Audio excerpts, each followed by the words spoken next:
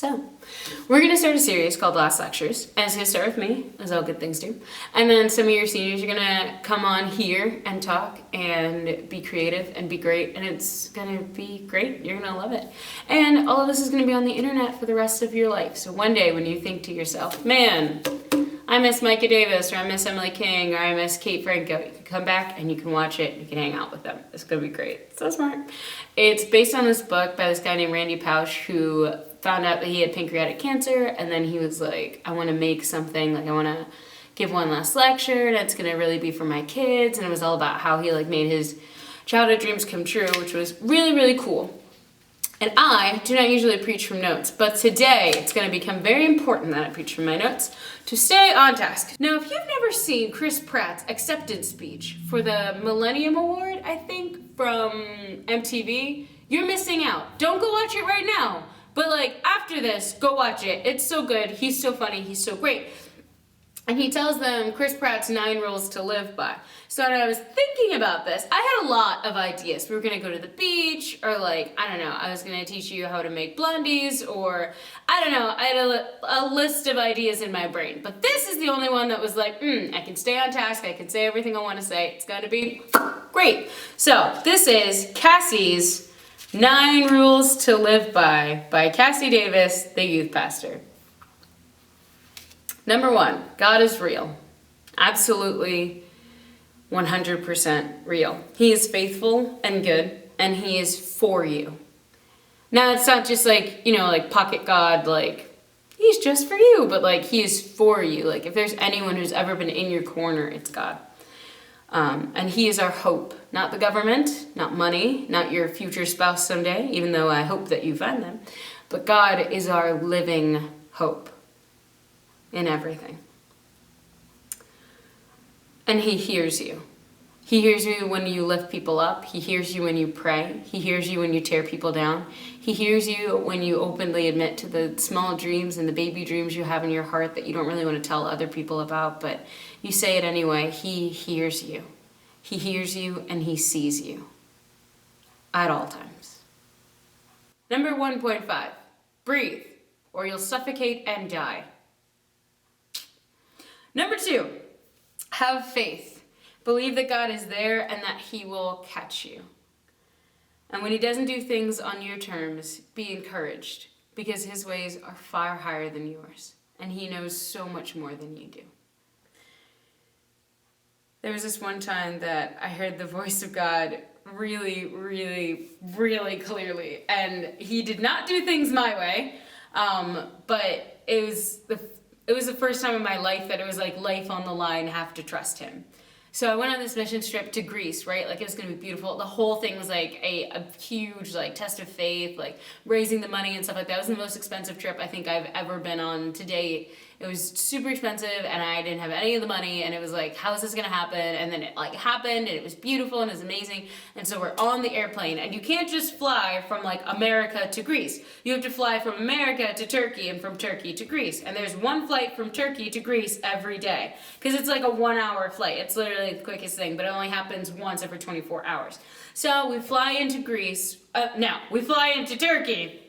Right, and I'm getting off the plane, and I've got like my backpack and stuff like that. And I've flown before, but I'm not like a pro at that point. I am a pro now, but that's fine. That's not the point. Anyway, so I'm grabbing my backpack and I'm grabbing my phone and my headphones and stuff like that. And it was a super, super long flight. Not like Ethiopia or like Australia long, but like the longest flight I'd ever been on. So I was like trying to sleep, and it was really, really difficult. But like the plane had this cool mood lighting, all things that you didn't ask to know, but are mildly important to the story. Anyway. So I'm getting my stuff together, and I can hear God's voice in the back of my mind. Like, it wasn't in my ears, it was just in the back of my mind. And I know it wasn't me thinking it because it wouldn't make any sense if I was thinking it, right? But it was positive and it wasn't negative. So I was like, God, Lord, is that you? And it was just like, do you trust me? And I was like, yeah, of course. And I'm like grabbing all my stuff, and then I realized like I can't find my wallet. And I'm like looking through my stuff, and I literally had just walked off of the plane. Like, the plane is that door's distance from me, right? Like down the little gangway or whatever. I was not far away, nothing. I could have turned around to the plane to get the wallet. And so I was freaking out, and I was rifling through all my stuff on the floor in the Turkish airport where things are in Turkish and there's people from all around the world trying to get to where they're going. And I can't find my wallet. And I'm like, dang it, I think I left it on the plane. And I go back to the lady and I'm like, hey lady, can I go back on the plane and look for my wallet? And she's like, nope, we can't let you back on the plane. And I was like, excuse me? And she's like, no. And I'm in Turkey right now. I'm not in America. Like, I'd have to go to like an embassy if I get arrested or anything like that. I could get trafficked and die. Anyway, just put these things in perspective for you. So I'm there and I can't find my wallet, which has my passport in it. No, is that a lie? That's a lie. Yes, my passport was in the side of my backpack. Important. That'll become important in just a second.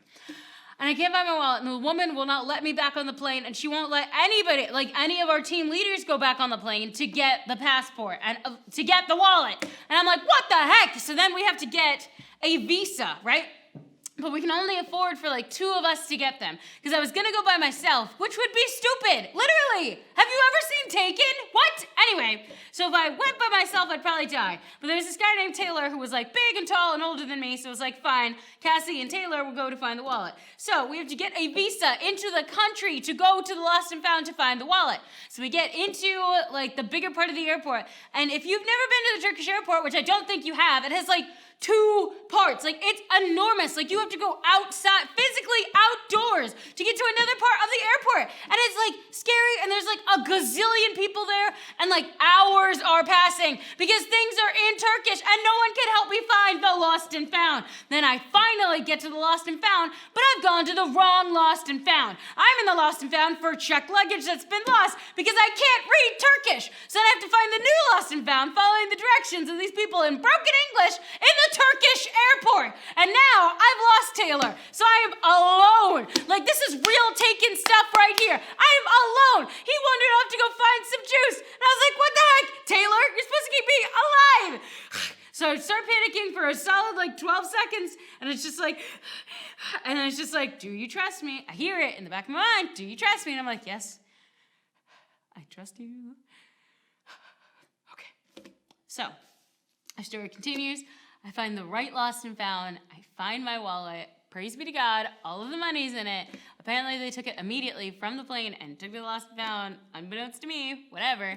So I get to the right Lost and Found. I find Taylor. Well, no, Taylor finds me because I'm literally, like, there's tears streaming down my face because I'm freaking out because I'm alone in the Turkish airport. And, like, now at, like, 25, I'd be like, you know, alone in the Turkish airport. So cool, so trendy. Wow, like, traveler girl. But at 20, I did not feel this way. I felt like I was never going to see my mom again because I was going to die. But I get the wallet back, and I get back to our group, and then we had to spend the night in the Turkish airport, and they would not let us get a hotel or leave or anything, so we slept on the floor in the Turkish airport, and it was all my fault. But I learned that I could still trust the Lord, even in my own failure and fear and trepidation and potential to die or get kidnapped. I can still trust the Lord and have faith in him that not only does he hear me, but he sees me, and he's going to protect me. Number 3, be accountable. Keep track of your stuff. I know I literally just told you a story about me losing my wallet in the airport, but I've gotten better. I know it doesn't seem like it because I still lose my stuff pretty often, but you gotta keep track of your stuff. For everything I lose, I ordinarily find it, or it's the kind of thing that's like replaceable. So like once a year, I literally lose my wallet, and like I don't carry cash because I know I'm gonna lose my wallet. Right now, I have like $5 in my wallet, and TBH, this is my wallet because it's on my keys with everything else, and if I don't have my keys, I can't go anywhere anyway. So obviously the wallet's the same place I am. Yes, but keep track of your stuff. This is going to become so important as you get older. Like, keeping track of your stuff because you're going to find things that you really, really like. Like, the last wallet I lost, I'm really still disappointed about because it was the favorite wallet I think I've ever had. And so if you need to get a Bluetooth GPS tracker, which I have for most of my things, some of them are alive and some of them the batteries have died and I need to replace them, but it's fine. Keep track of your stuff, man. You're going to want to keep track of your stuff. And you're going to feel better when you keep track of your stuff. Because then all that stuff that you like, that you don't want to lose, you won't lose as often. But there's more. Keep track of your stuff. If you have money, know how you spend it and know what you're spending it on and start saving it. The earlier you start saving, the better. And I used to have people tell me that. And I was like, spend all my money on bubble gum, sounds good. But now, as a 25-year-old lady, I see the value in saving money because you're a steward of that. Like your birthday money, like Christmas money, your allowance. You are a steward of that money. And the earlier you learn to be accountable for it, the better. Whether it's just not losing it or whether it's tithing it, whether it's putting, part of it away to save it, just be accountable for your stuff. Like, it's your stuff. Be accountable because when you're held accountable, you will feel responsible. You are able to respond. You are response-able. So whether you're being accountable and being a good steward of your money, being accountable and being a good steward of your time, being accountable and being a good steward of your talent. You have gifting, like God-given gifting. Be accountable for your talents, be accountable for your gifting, be accountable for everything that God gives you, whether it's your current mission field, which is your school, which really needs you right now, especially being all like spread out and disappointed and sad and stuff like that with stuff like quarantine. Check on your friends, check in on your friends like often, not just the ones you like, but like the ones that you like only kind of like check in on them. Be the kind of person that you wish was checking in on you, and that hopefully is checking in on you. But there's this parable in the book of Matthew about the parable of the gold bags, about being accountable and response-able for the things that God gives you. So, chapter 25, verse 14. Again, it was like a man going on a journey who called his servants and entrusted his wealth to them. To one he gave 5 bags of gold, to another he gave 2 bags, and to another 1 bag, each according to his ability. Each according to his ability. Then he went on his journey. The man who had received 5 bags of gold went at once and put his money to work and gained 5 bags more. So also the one with 2 bags of gold gained 2 more. But the man who had received 1 bag went off, dug a hole in the ground, and hid his master's money. After a long time, the master of those servants returned and settled accounts with them. The man who had received 5 bags of gold brought the other 5. Master, he said, you entrusted me with 5 bags of gold. See, I have gained 5 more. His master replied, well done, good and faithful servant. You have been faithful with a few things. I will put you in charge of many things. Come and share in your master's happiness. The man with 2 bags of gold also came. Master, he said, you entrusted me with 2 bags of gold. See, I have gained 2 more. His master replied, well done, good and faithful servant. You have been faithful with a few things. I will put you in charge of many things. Come and share in your master's happiness. The man who had received 1 bag of gold came. Master, he said, I knew that you were a hard man, harvesting where you had not sown and gathering where you had not scattered seed. So I was afraid and went out and hid your gold in the ground. See, here is what belongs to you. His master replied, you wicked, lazy servant. So you knew that I harvest what I have not sown and gather where I have not scattered seed. Well then, you should have put my money on deposit with the bankers so that when I returned, I would have received back with interest. So take the bag of gold from him and give it to the others. That's you. You are accountable and response-able for everything that God has given you. This season of your life, time, breath, money, ability, siblings, gifting, whatever it may be, you're accountable. And I know that right now, especially, I'm looking at you, Ben Armstrong, and I'm looking at you, Caleb Franco, where it's like, I'm in the 7th grade. Well, I'm going to 8th grade. What do you want me to do with, 2.5 things that I have in my hands? I want you to take them and sow them and turn them into 5 things that you have in your hands, whether it's the way that you treat your siblings and you lead up or you lead down in terms of loving on them the way that you want to love on them and you want them to love you when you guys are 30. Whether it's taking the time that you have and investing it, not only studying the Word of God, but becoming a better leader, becoming a better Christian, becoming a better person, becoming a smarter person. Like, let this moment in your life that you're watching this video right now lead you to the conviction that you are capable of so much more. You just are. And I'm not saying that you have to like hustle and like the whole like worship of hard work that is happening right now in our society. I'm saying that you have a limited window of time that you have on earth in this season of your life, in this grade, at this school, to make a difference and to return on the investment of breath, salvation, and the blood of a son that God has given you. That's not easy to say. That's not easy to hear. But you are responsible, and you will be held accountable for what you say, for what you do, for what you don't say, and what you don't do. Trust in the Lord with all of your heart, and lean not on your own understanding. In all of your ways, acknowledge him, and he will make your path straight. He really will tell you if something is wrong or right, but it's up to you to take the first step to do something. Number 4, know what you're looking for in a person, a significant other. I still have my list in my Bible of what I'm looking for in a dude. Know what you're looking for in a job. Know what you're looking for in a school or in a college. Know what you're looking for in a friend. Know what you're looking for in a season. At the beginning of like a new season in my life, I make a list. And it's one of those like conversations with the Lord of like, so what do you need? And I'm like, thank you for asking. And then you get to think through like, what do I need? And Proverbs chapter 16, verse 9 says that a man plans his way, but the Lord establishes his steps. That puts responsibility on the man to plan his way. Some of us wait so long for God to just drop in our laps what's supposed to happen, but he dropped in your lap passion. He dropped in your lap gift. He dropped in your lap breath and salvation and ability and time. So you do get to make some choices in terms of what you want to do and what you don't want to do, and who you want to turn out to be and who you don't want to turn out to be, and what kind of achievements you want to have. And as you continue to plan your way, the Lord will establish your steps. There's a verse in the Bible that says he walks behind you and whispers to the right or to the left. And if we listen to his voice, he will make your path straight. But you get to make a list. You get to know what you want.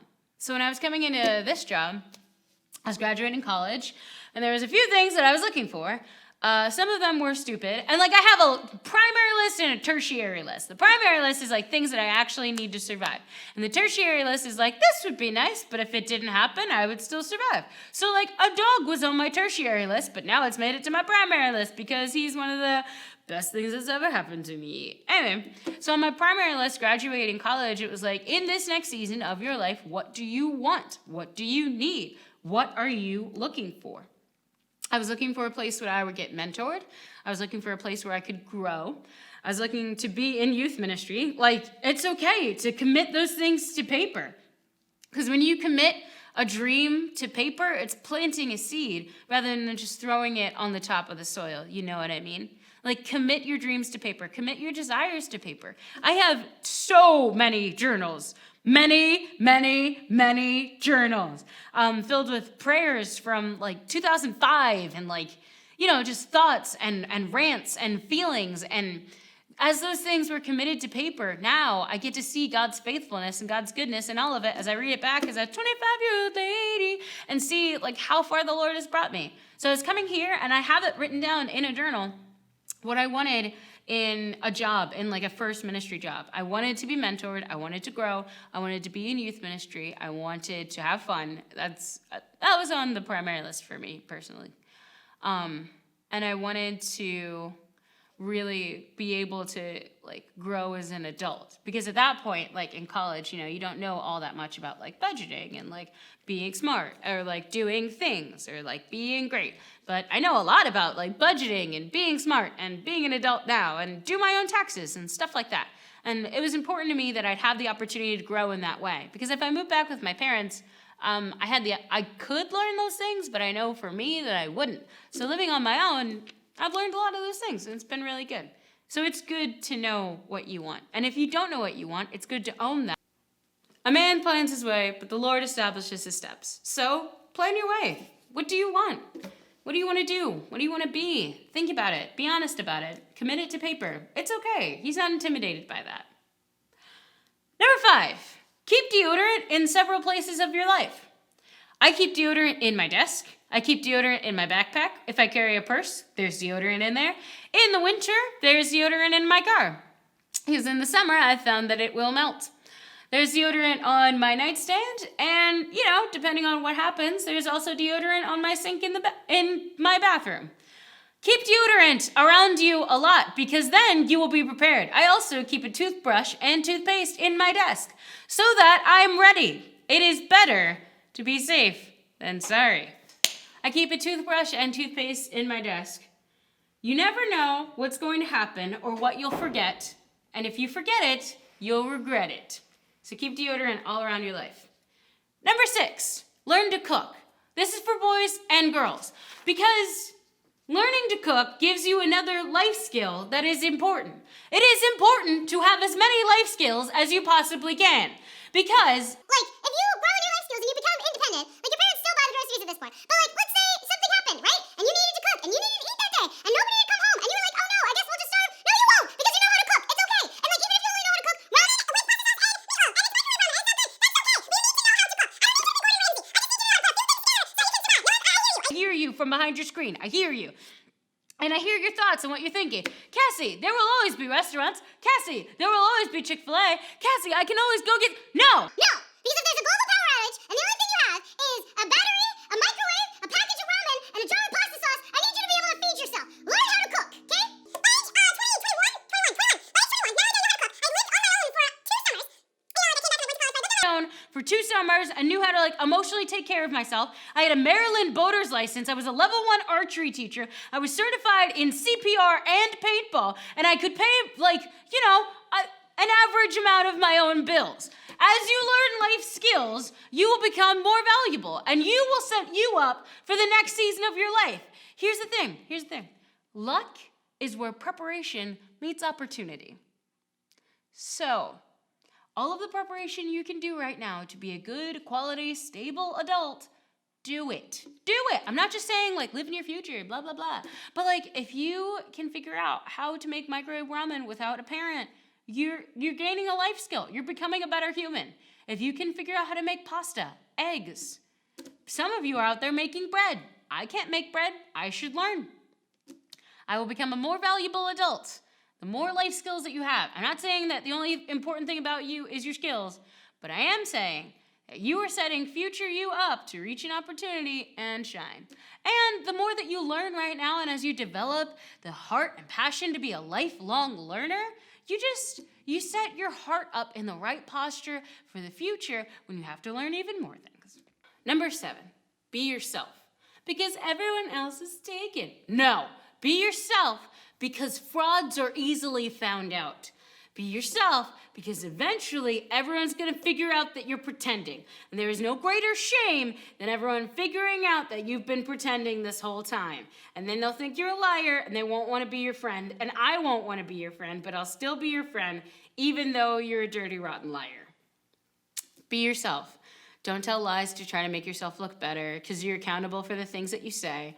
Don't puff yourself up. Don't be mean to people because other people are being mean to people. Be a good human being and just be yourself exactly as you are. So if right now you're in the 9th grade or the 8th grade or the 12th grade and you're kind of awkward and sometimes you're a little stinky and you're a weirdo, it's okay. It's okay. Just allow yourself to be yourself right now. Because that gives future you the freedom to be themselves then. Cassie at 25 is a completely different person than Cassie at 16. And that's because 9 years make a lot of difference. I'm a more prepared person. I am a more intelligent person. Hopefully I'm a kinder person because I was an idiot then. And here's the thing. I live by the dumpster to diamond principle. Give yourself time to go from being a dumpster, whether or not you feel like a dumpster right now, which you're probably not because God made you special and He loves you very much, but you will come into a season where you feel like a diamond and you look back and you think, man, that person was a weirdo. But at least that weirdo got to be completely themselves. That way all of the the super weird things and all the honestly bad things got to filter out. That way I could get to my diamond stage and develop your personal style. I love my style. And right now, I think, and this is like, backwoods of my brain, I think this is what I'm supposed to look like at 25. Like, Cassie at 20, I don't know that like 16-year-old Cassie pictured 25-year-old Cassie, but like I think if she met her in person, she'd be like, you look good. And she'd be like, thank you. Like, she's down like 20 pounds or something like that. Like, you look good. Good job. Thank you. Like, I like the shape of my glasses because they fit my face. I really like my hair because it's all mine, and I grew it from my head, and I think that this style, especially when it goes to this side, complements my face. I like my clothes. I like my jeans to be super tight. Like, I just like tight jeans. I like jean shorts. I like Vans. I like tights. I like sundresses. And I don't buy clothes that I don't like because I won't wear them, and I know that. And like some of you have that option right now, and some of you don't. When I was your age, my mom would go and shop and bring home the clothes, and I would sort through, I like this, I don't like that. And then I'd wear all the things I liked, and she'd be like, why don't you wear this pair of gray corduroy pants that flare out at the bottom? Because I don't like them, and I don't want to. And it was a conviction that I had in my heart that I needed to look like me and feel like me in my clothes.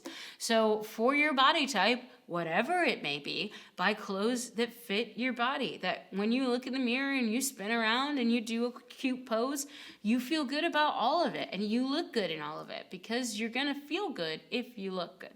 And you look good. You're adorable. So, you're welcome. Number 8, forgive. Even if it doesn't always feel genuine, and even if the first time you forgive, it does not sink in for you, continue forgiving until it's real. We forgive because we were first forgiven. We love because he loved us first. That's the first part. But also, no matter how big or small it is, and no matter whether you're forgiving someone else or forgiving yourself, forgive honestly, forgive freely, and forgive often, because it frees up space in your mind and your heart and your soul where guilt and shame and anger want to live, and not only just live there, but live there rent-free. And when you don't forgive, you stay angry at a person, and they get to have a lease agreement with you in your mind where they live there rent-free and continue to make you angry and continue to hurt you no matter what it is that they did. Forgiveness is honestly for you so much more than it's for the other person. You can forgive someone, and you don't even have to tell them that you forgave them. You have the option to tell them if you want to, like maybe later on once you're over it, but like, forgive people. Don't let that anger and don't let that root of bitterness grow in your life at such a young age. Forgive people. Let it go. It's okay. You do not maintain power when you don't forgive someone. Number 9, be recklessly obedient, practice reckless humility, and be recklessly ethical. There's those ethical questions of like, if you were going to get a raise for $10,000, but you had to take credit for somebody else's work, would you do it?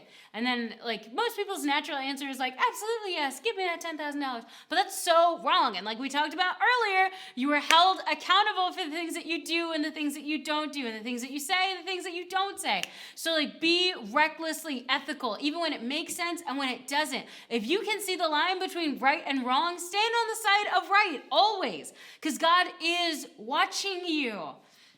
And you have the opportunity to not only shine his light in being counterculture and caring more about like doing the right thing than like getting the right amount of money, but like at the same time, you in your heart have to like know and believe and live with the fact for the rest of your life that you did something possibly unethical and possibly that something has effects that hurts other people.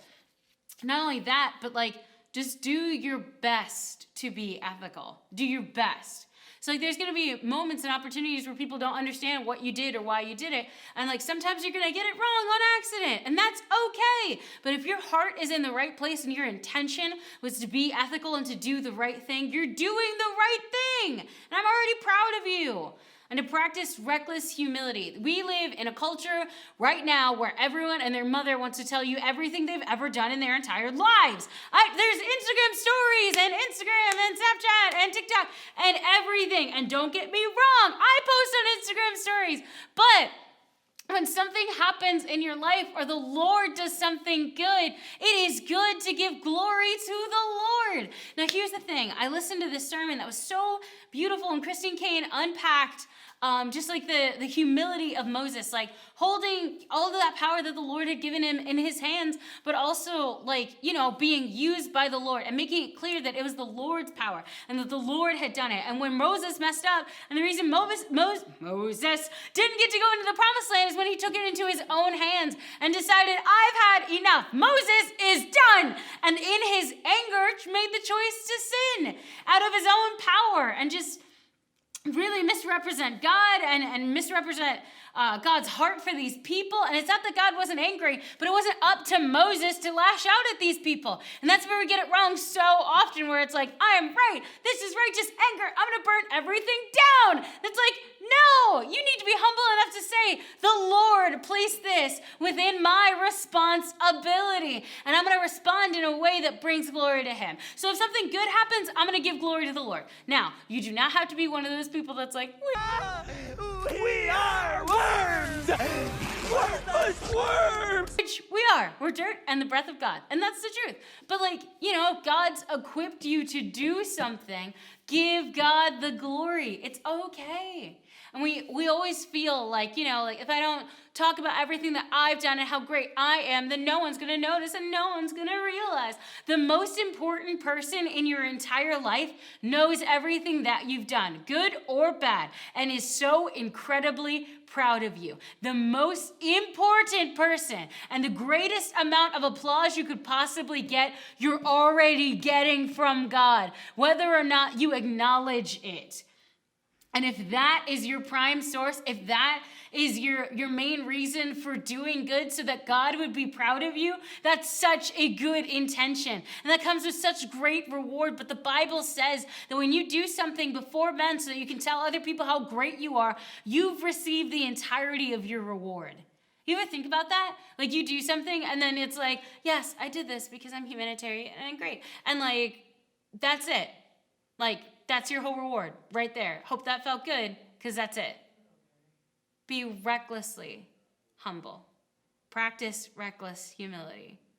And it's going to take some time to work out, because pride shows up in a lot of ways. Whether you're tearing yourself down because deep down in your heart you know that you're amazing, and so if you pile on all this dirt on top of yourself, then maybe everyone will see the true diamond that lives within. Or if you're pumping yourself up and you're constantly telling everybody how great you are at everything that you possibly do, pride comes before the fall. And I would love to see you humble yourself before the Lord has to humble you. Be recklessly obedient when it makes sense, and especially when it doesn't.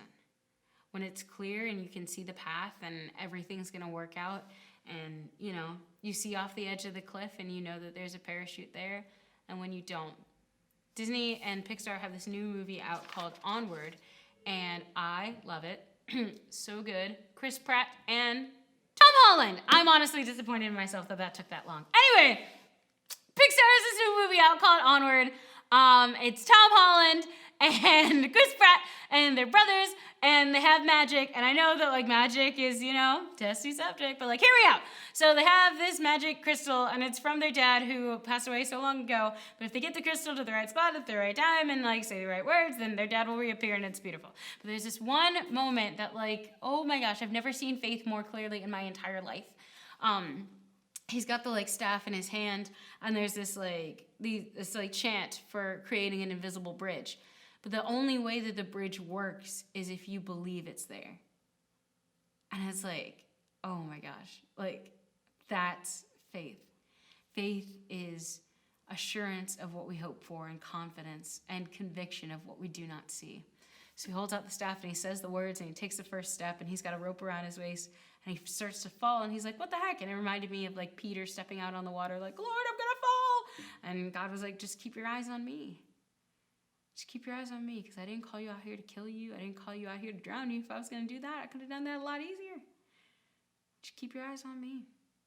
And in being recklessly obedient and just believing that every step of the way will be established by the Lord, you will live an adventurous and incredible life of faith that brings so much glory to God, because you end up living a life that says if God didn't do it, it wouldn't have happened. I am actually seeing a lot of these rules come into play in my life right now. So the long story is, I'm going to give you the short story. If you want the long story, like DM me or text me or call me or whatever. It's just been a year about in the making. I was looking at my bags of gold parable. I have a brain, thankfully, still. And someone came to me and was like, hey, you should think about getting your master's and like using your brain. And I was like, that's a good thought. So I started looking into it, started thinking about it, and I was like, I'll do it online. Yeah, it'd be great. And then I was looking at some programs, and I was like, And then I have a couple of friends who go to Southeastern and get their master's there, and one girl who gets her undergrad there. And they were talking about how good it is, blah, blah, blah, it's near Disney, you know what that means to me.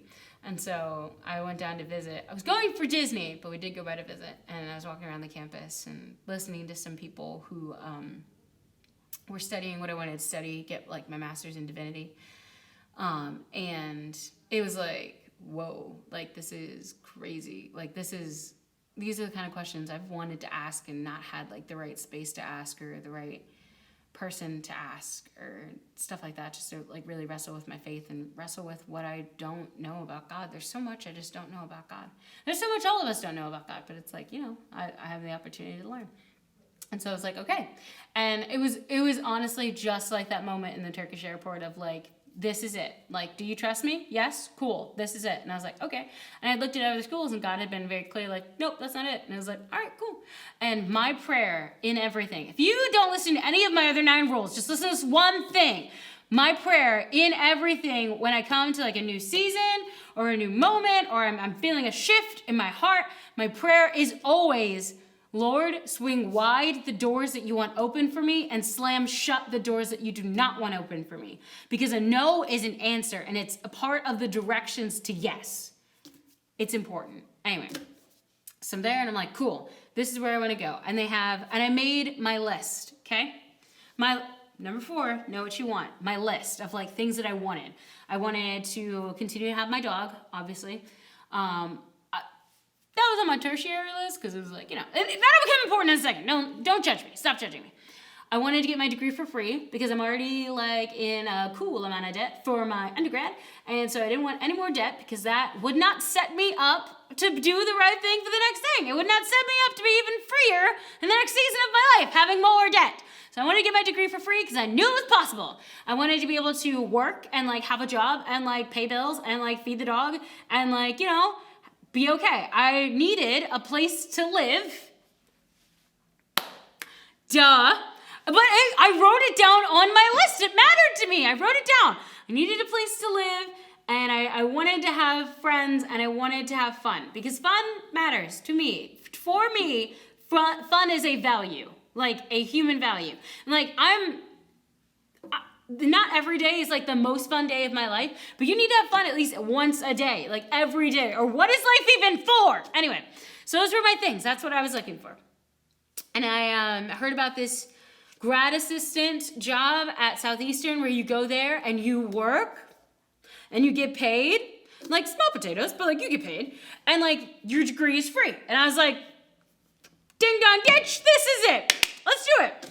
And so I went home and I made a very financially responsible plan to be a good steward. You see how all this comes into play? To be a good steward of what I had, to be a good steward of my money and my life and my time. And so I was going to take like 4 years and pay off my car and be financially responsible and then go and do this. And I was like, sweet, perfect, made a plan, goodness and mercy, follow me all the days of my life. And so then a couple of weeks go by and I'm thinking this through and it's like, cool, I don't need to apply or do anything yet because I'm not going to go for a couple of years, totally fine. This was in like December, like right before winter advance, right? And so then I told my parents about this plan, and then one night I like had this crazy dream, and I called my mom and explained it to her because she kind of interprets dreams. And so then I went into the staff meeting and we were singing Build My Life because we worship as a staff together, and I'm like sobbing and I'm like, why am I crying? And God's like, I know why. And I was like, okay. And I get back to my office, and I have a missed call from my mom. So I call her back, and I was like, what's up? And she's like, we're gonna cover your car payment so that you can go now. So you'll still be financially responsible, but like you can go like fall 2020. And I'm like floored, because I'm like, oh my gosh, like, okay. So then that happens, and then I talked to Pastor Anidra, and mind you, I have not applied to the school or gotten into the school, but I went to Pastor Anidra because I wanted to be recklessly ethical. I didn't want to have secrets from her or anything like that, and like things were changing with like the Baldwins and stuff like that, and so I knew that like there were conversations that were happening that this would become an important piece of information. So I tell her, and she's like, I think you need to tell Pastor Sean. And I was like, okay, mind you, I still haven't applied to the school, definitely haven't gotten in, don't have a job yet, but I'm pretty sure this is what God's telling me to do. So I go and I talk to Pastor Sean, and he's like, I'm crying, he's not crying, and he's like, I'm so happy for you, this is so great, and like I explain everything. He's like, this is so cool. And this is like 2 days before Winter Advance. Winter Advance happens, I bawl my eyes out because, you know, I'm a crier. I just am. I'm not crying right now because I can't see you, but like, whoo, I am a crier. Anyway, so we go to Winter Advance, we come back, and then I apply to the school, and I get in. Yay! And then I'm thinking about the GA position, and God tells me to wait. And I'm like, that doesn't make any sense. And he's like, whose plan is this? And I'm like, I hear you. So I wait a little bit, and I'm stalking their LinkedIn. If you don't know what LinkedIn is, it's like jobs.com. I don't know. They put all the jobs on there. And this job opens for a resident director position, and I'm like, sweet. Like, that sounds cool. Like, you'd be like the youth pastor for like a building of just girls. And like, that'd be pretty cool. I think I could do that. I'm reading through the qualifications, and it's like, sweet. And this is like way better than like my plan. So it's like, okay, cool. So I apply, I interview again, and they're like, hey, we want to give you the job. So all of that to say, the Lord is incredibly faithful, overwhelmingly faithful, and overwhelmingly good. All of the things on my list have been met. I get to take the dog, everything. I get to get my degree in a year. All of that stuff. The people I'm going to work with are really cool and nice. I think it's going to be a lot of fun. They have a football team. A bunch of other smaller details that are mind-blowing to me, but potentially boring to you, have just, like, the Lord has paved the way. The Lord honestly has established my steps to take this next step. So, I'm moving to Florida next month. My last day at Cornerstone will be June 11th, and I will move on June 27th. I gave myself some weeks of vacation, which I am excited for, so we can hang out once we're out of quarantine. Yeah. God is overwhelmingly faithful. Continue to be obedient to him. Continue to acknowledge him in all of your ways. He is a good God who has good gifts for his children. And he's not just the God of Cassie. He's the God of Cornerstone. He's the God of Cornerstone Youth. I am not the center of this youth ministry, and I came into it knowing that, like, no matter how much I love you, God loves you so much more. And no matter how much I care for you and, like, want to take care of you, he is so much better at it. And he is our living hope. He is our living hope. So I believe, and I know, I am confident that the best is yet to come for Cassie, and the best is yet to come for you. And we've actually already picked a new youth pastor, and we're so excited, and I'm so excited, because your new youth person is Andrew Ray, and he's gonna absolutely kill it. Honestly, I'm a little jealous that I don't get to be here, you know? Like, I'm so excited. It's gonna be amazing, absolutely amazing. He's gonna do a great job. He's getting trained well. He's got the right heart for it. He's been praying for you. He cares about you. He's fun. He's got a really pretty girlfriend. I'm so hyped for you. I love you. I absolutely love you. I will always love you. But I am over the moon excited for what God is gonna do in this ministry.